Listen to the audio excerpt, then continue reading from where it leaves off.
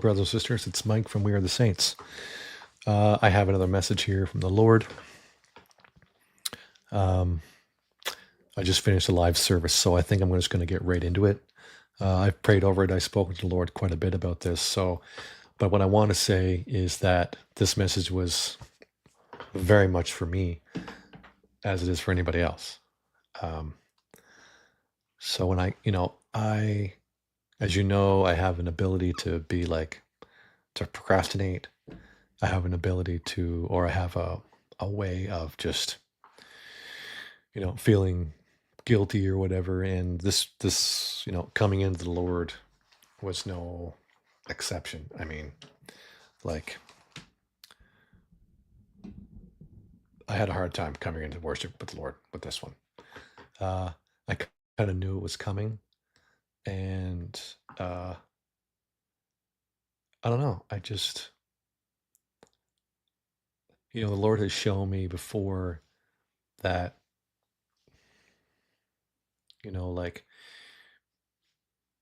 it's easy for us to, get into a pattern and be like, oh, it's really easy to do and just gotta sit down and do it. But maybe it's because I guard my heart this way. And, I feel like this is the check that reminds me that I'm doing this for the Lord, not for me. And for my relationship with Jesus. That's why I do it, not because I want anything out of it. I don't want any, I just want people to come to the Lord. That's all. That's all I care about. I just want people to know Jesus the way I know him. And how awesome and loving and caring and how much he wants to be with you and do things for you and help you. And a lot of people don't know that. And so that's my sole motivation. So I had a really hard time coming into this one. And that's basically how it started. So I basically asked the Lord when I came into prayer with him, and I asked him if he had something he wanted to say.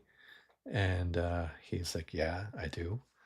And so I said to him, Lord, I have so many questions, but I feel unworthy to ask them or receive whatever words or messages that you have for your sheep. And he said, I know what you're up against, Mike. And my mercy knows no bounds. And that is why I wait for you every time. And I said, yes, Lord, I know that you do. I said, but you shouldn't have to. You shouldn't have to wait for even a minute. He says, this is true. He says, but nonetheless, I let you have your free will. And so when you're ready, then I come.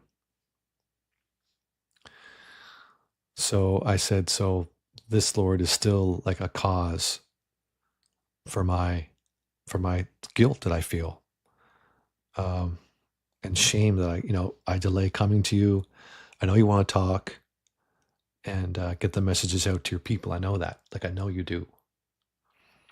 And he said, for now, this is the way it will be, but in the future, you will come to me much more often. You are my little dove. My son, I delight in our time, and I wait for it. And I know that when you do, I have your full attention, and that means so much to me. Which is hard for me to hear, right? So I said, I'm trying to put into practice all the things that you keep showing me and teaching me for me and your flock. And he said, my beloved, I see your heart, and I'm glad to see your improvement. We have a way to go, but Rome wasn't built in a day. And I want my flock to see your vulnerabilities too. You are my anointed, like David. You are not perfect. I picked you up from the field, and I am leading you and all my children through these messages. I'm bringing you all to holiness, my brides. I'm talking to each of you through these teachings and turning you into my bride. So I said, so I just sort of was thinking about this as he was talking. It's like, maybe it's been bothering me for a while. I don't really know. But I said, Lord, as a man, I have a hard time understanding you as like a husband, like in the marriage, as the bride. Um, I said, can you help me see this a bit more clearly? I said, I can see how women would understand this way better since you are a man.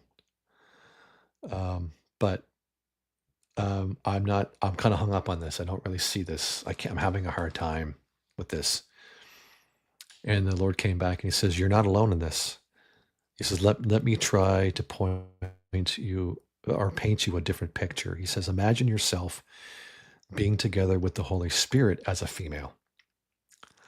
Imagine the Holy Spirit as your wife, but now that you are married to us, now you've inherited a father-in-law.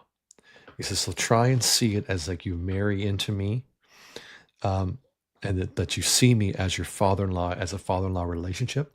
He says, maybe you'll have a better understanding of how the marriage looks with us. And so I was like, okay, well, I never really thought of it that way. And I suppose I can relate better in that sense. And then I said, thank you. But I moved on. I said, Lord, I have been feeling a conviction lately that I feel you have been trying to give me. And I'm going, and I've been listening to it. And I'm sorry for not doing what it was you asked me. He says, but I am going to try a lot harder moving forward. And he said, Michael, you have been scrolling on different social media platforms for way too long. He says, I have warned you about this, have I not? And I said, yeah, Lord, you have. A lot, actually. And he said, how did you receive it? And I said, I ignored it. I didn't think that it was really necessary. And I know I was wrong by that. And he asked me, he said, he said to me, he says, why did you ignore it? He says, so at this point, when he said, why did you ignore it? He said, just go ahead and tell them why you ignore these things. So I'm just going to be honest and put it out there and just say it's because I can have selective hearing. I can be like, I can hear the Lord and I would be no problem doing what he wants me to do. Then I can hear him and be like, I'm not really sure I heard him. Maybe that was from the enemy. Maybe.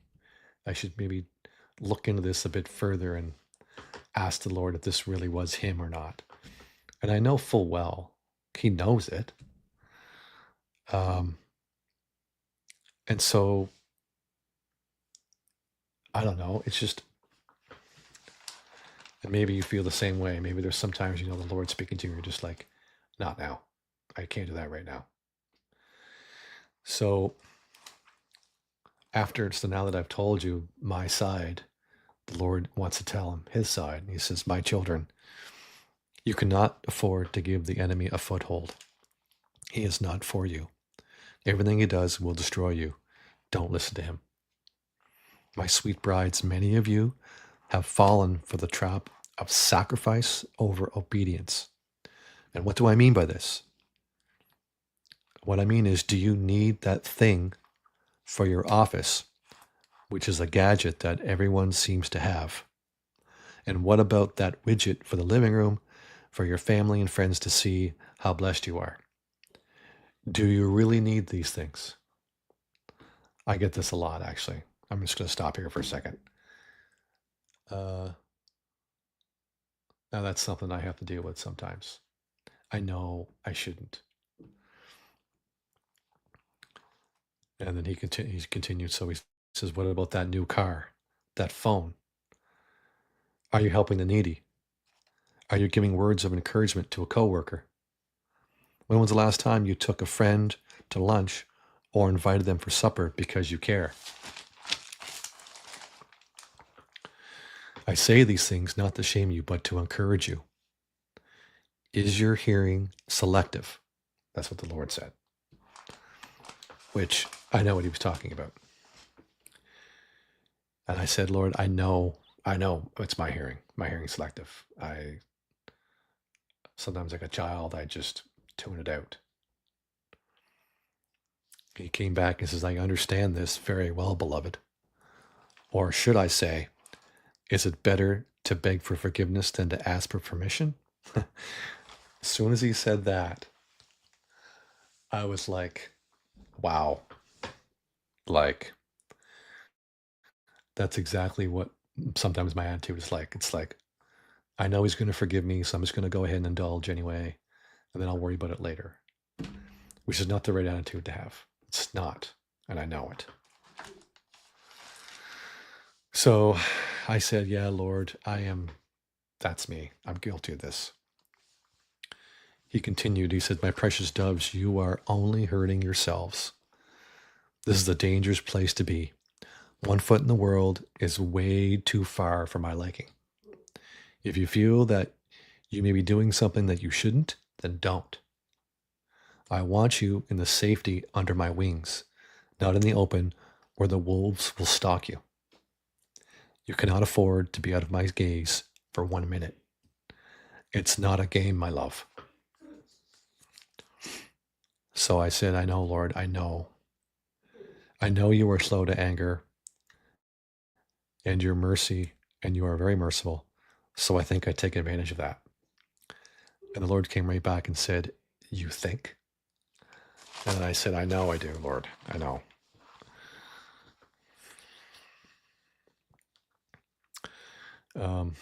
Sorry, let's see here. Yeah, I said, I know I do. And then he would say, how did you receive it? So, sorry, I'm trying to get my train of thought here.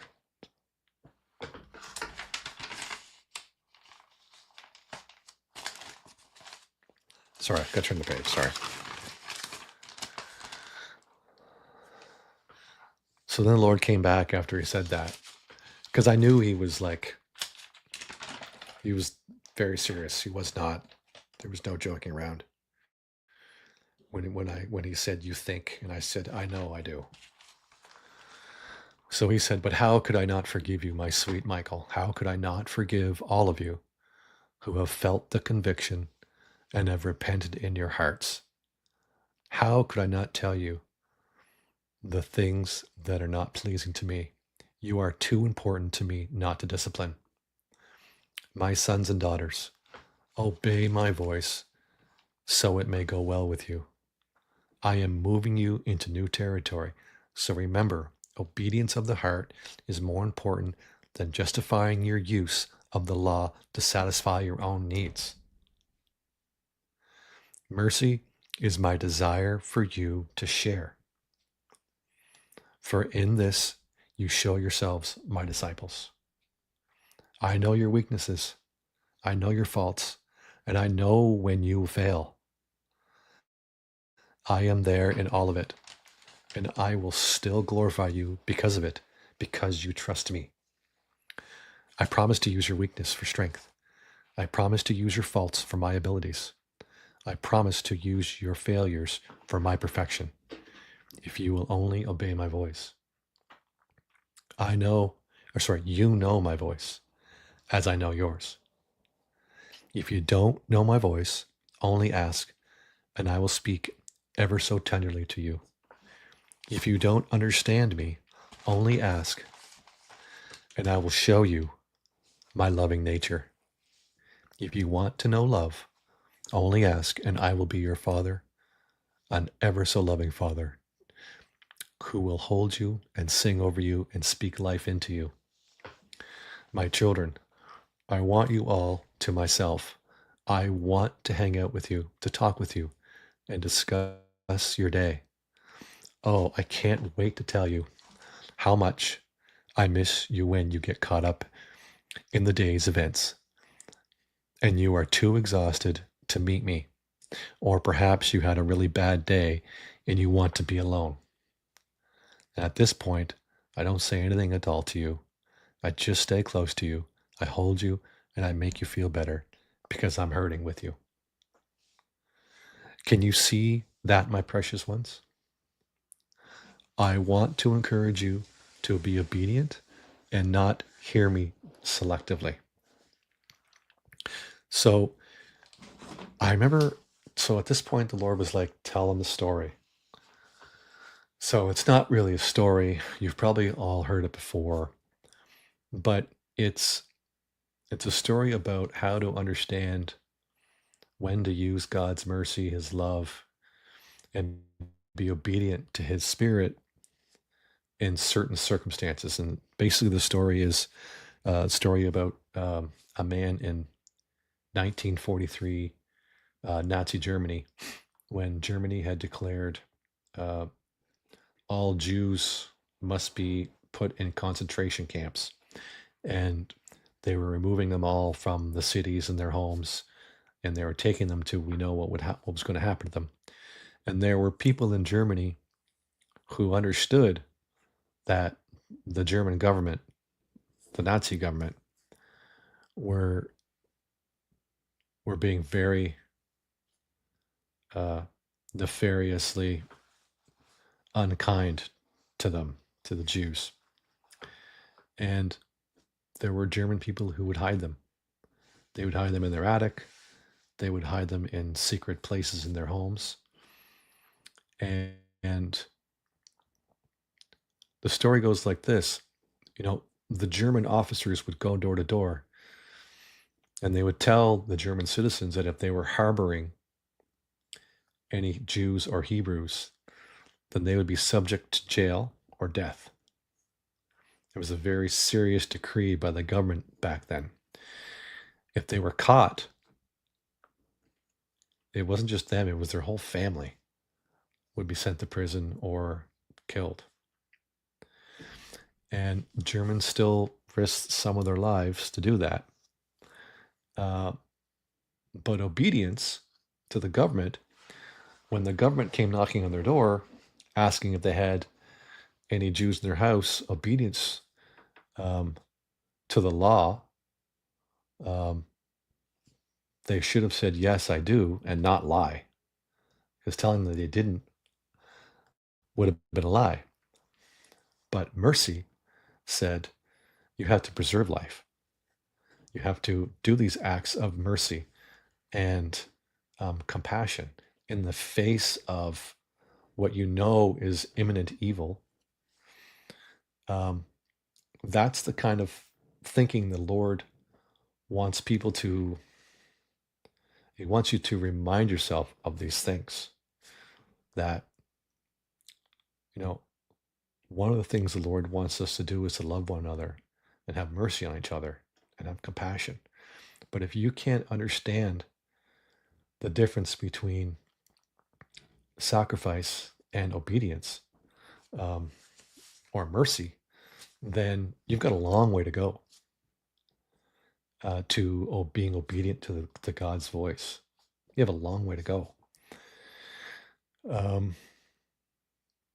And so that's kind of where obedience starts, is being able to discern situations and realize that your spirit is being moved to do something or not do something. But you have to understand that. And if you don't have a relationship with Jesus that you fostered with a firm foundation, it's really hard for you to be able to do that. So, but the Lord also understands this.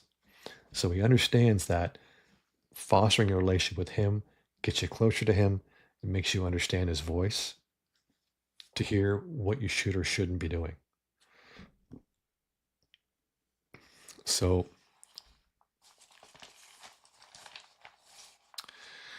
anyway, so that's basically the story. So I'm going to continue on here. The Lord said, your obedience can be measured by your childlike attitude. In other words, if you want more of me, and less of the world, then you will be childlike, always dependent on your father or mother, and less on your strength and knowledge. And you will be more like me. And that was the end of his message. So, Paul talks about trying to be more Christ-like. That's kind of our goal.